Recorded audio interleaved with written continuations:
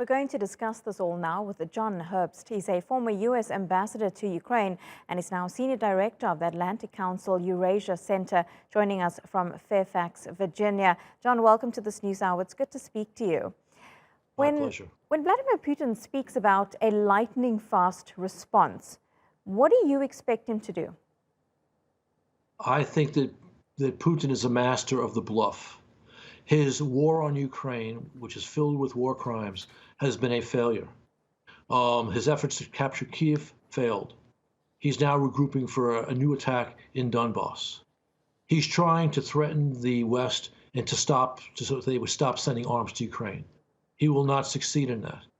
And his latest nuclear threats, the ones coming from Lavrov's lips, have been laughed off, as they should have been, by Secretary of Defense Austin and by the State's Department spokesman.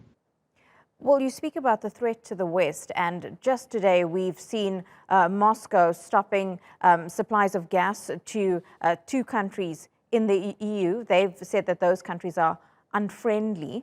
But do you expect that to happen to other countries in the EU? Because we're also now hearing that a lot of countries are setting up accounts in Moscow, so they would pay Russia in dollars, and those dollars would then be converted to rubles, thereby kind of bypassing sanctions. Look, I think that this latest measure to stop the supplies to Poland and Bulgaria are designed to make those countries more uncomfortable. I think it's really quite surprising they've chosen Bulgaria, which has been rather weak in its opposition to Kremlin aggression. So doing it with Bulgaria will only hasten the adoption of more sensible policies in Sofia. But one thing you need to keep in mind, Moscow has a greater need of euros coming from those countries, or dollars coming from those countries, than those countries have a need in Russian gas and oil. Ultimately, those countries can find different suppliers.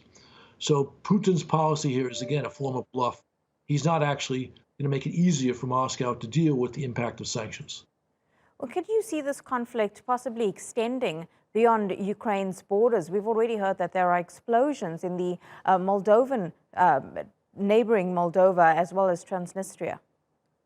Well, the Kremlin has been pursuing a policy of aggression against Moldova since 1991, when the Soviet Union fell apart.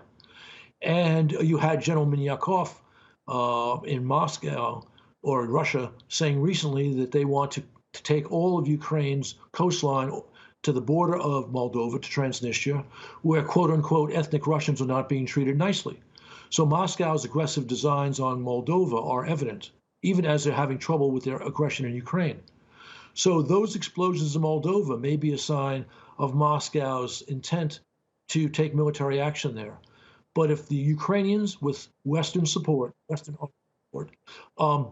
defeat Moscow in the south of Ukraine, Moldova will not have to worry about this. Do you think Ukrainian forces have what it takes to keep Russia at bay? Ultimately, of course, they want to win this war, but do you think that they can do it? I am confident that Putin will fail in his effort to subjugate Ukraine. I also think if the United States and our Western partners provide all the arms Ukraine is seeking, we've been a little bit timid in sending everything Ukraine needs, Ukraine will in fact stop Moscow and deliver another defeat to Putin.